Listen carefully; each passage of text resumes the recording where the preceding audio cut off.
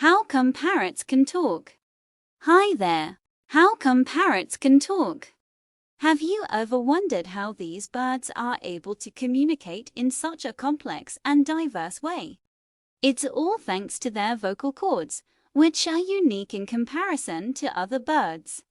Contrary to popular belief, parrots are not related to chickens or pigeons.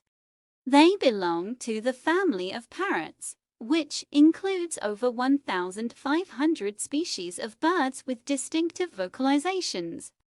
However, the vocal cords of parrots are positioned differently from other birds, giving them the ability to produce a range of sounds. Parrots have been domesticated for thousands of years, and their intelligence and social nature have made them popular pets.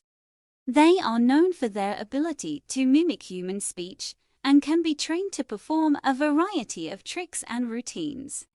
But their true talent lies in their ability to communicate, which makes them fascinating creatures to study and care for.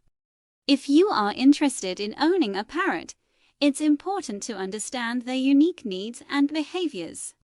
They require a lot of attention and care, including regular exercise, healthy food, and a safe and stimulating environment.